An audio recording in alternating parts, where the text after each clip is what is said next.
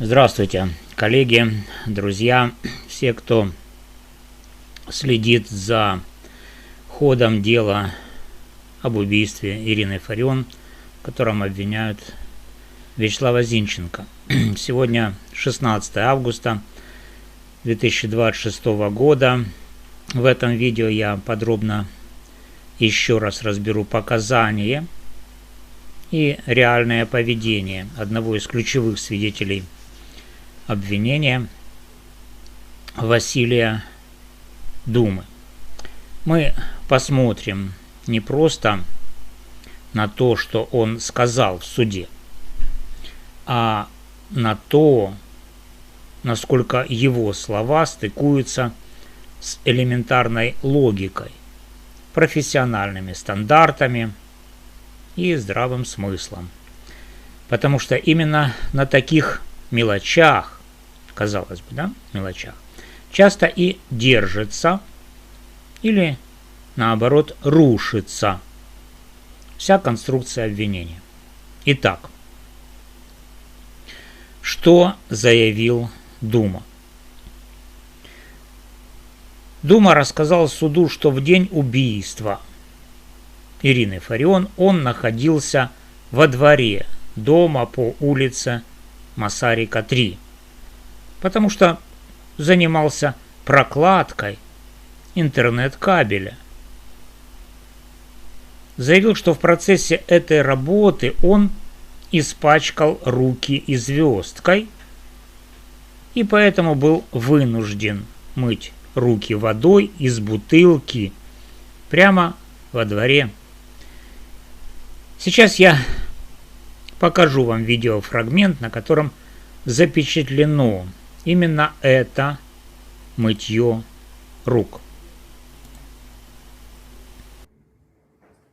Після чого при перегляді вказаного відеофайлу о 19:22:14 на записі з вищевказаної камери чути звук, який схожий на постріл.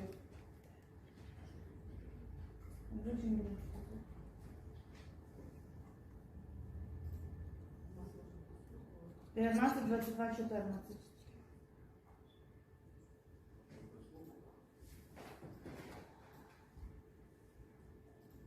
По реакції свідка Думи. Чути. Чути. Ну, ще раз. Він кидає воду.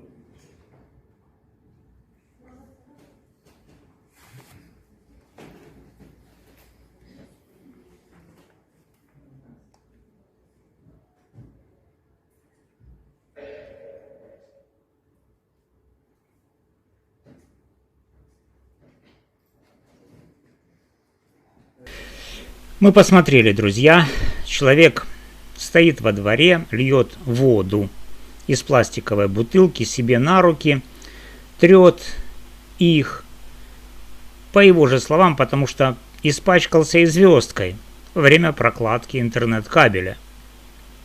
А теперь давайте разберем это, его показания по косточкам.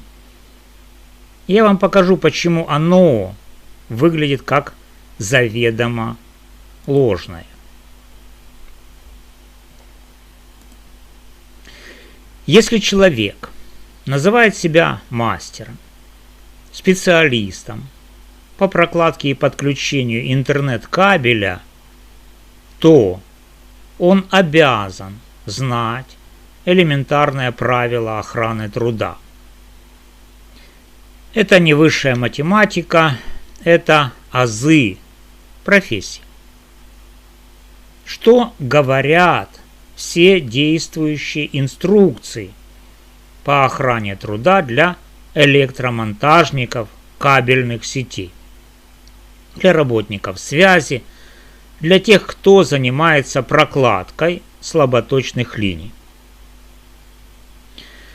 При ручной прокладке, протяжке, раскатке кабеля работать только в защитных рукавицах или перчатках. Брезентовые рукавицы, комбинированные перчатки, специальные монтажные перчатки обязательно. Почему?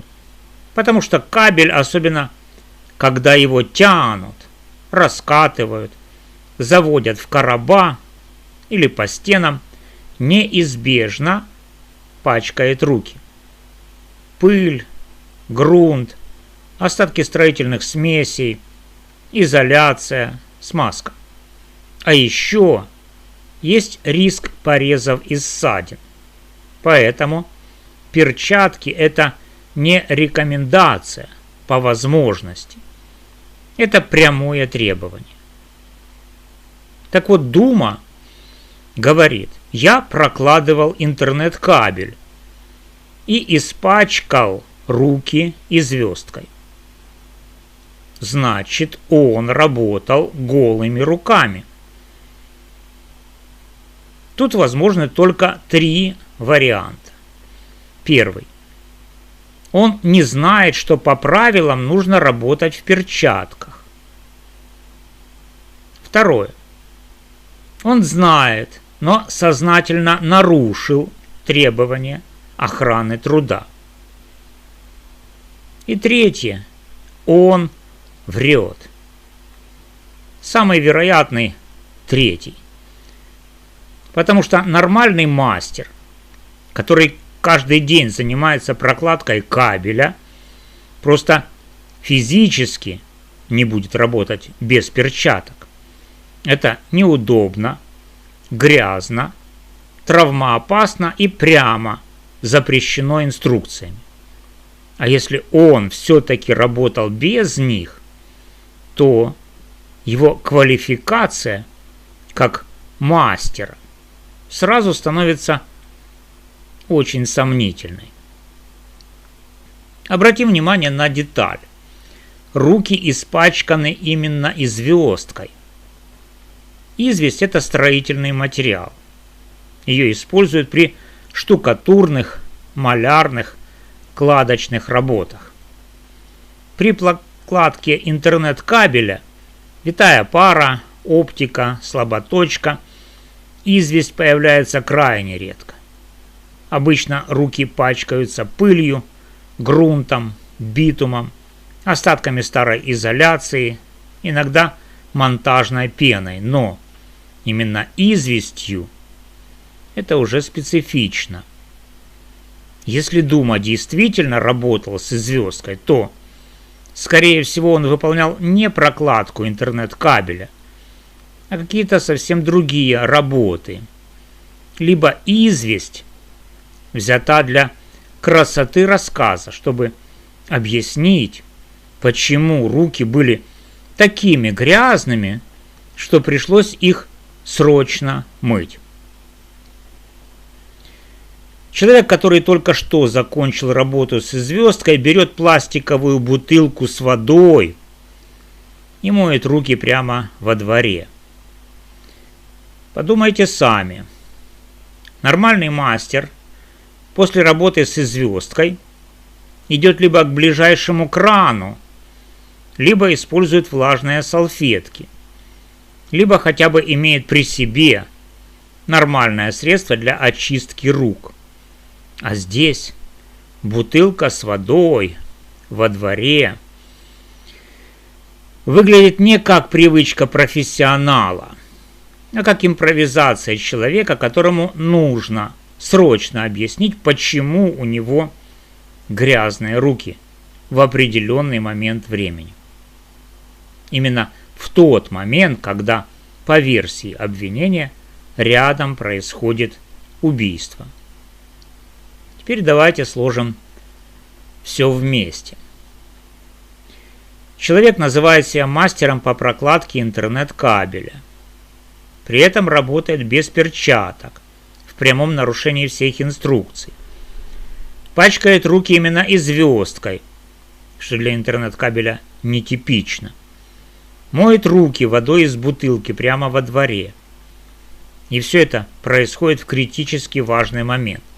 Момент, когда по его же показаниям он видит убегающего человека с предметом в руке. Выглядит ли это как правдивое, естественное показание специалиста, который просто оказался случайным очевидцем? Или это выглядит как показание человека, которому нужно было объяснить свое присутствие во дворе и состояние своих рук в конкретный промежуток времени. Я склоняюсь ко второму варианту, потому что профессионал либо работает в перчатках, и руки у него чистые, либо, если уж нарушил правила, то знает, как потом нормально отмыться. А здесь мы видим цепочку мелких, но очень характерных нестыковок. Давайте сделаем вывод. Показания Василия Думы о том, что он испачкал руки звездкой во время прокладки интернет-кабеля и был вынужден мыть их водой из бутылки во дворе, выглядят внутренне противоречивыми и плохо согласуются с профессиональными стандартами той работы, которую он себе приписывает. Либо он не является квалифицированным мастером по прокладке интернет-кабелей, и тогда его внимание и точность восприятия событий уже вызывают вопросы. Либо он сознательно нарушил правила охраны труда. Либо, и это, на мой взгляд, наиболее вероятно, он просто врет, пытаясь объяснить свое присутствие и состояние рук в нужный момент времени. В резонансных делах именно такие бытовые детали часто оказываются очень показательными. Они не всегда рушат всю версию обвинения разом, но они серьезно подтачивают доверие к конкретному свидетелю. На этом я сегодняшний разбор заканчиваю. Если у вас есть дополнительные материалы по показаниям Думы или другие детали, которые вы считаете важными, пишите в комментариях.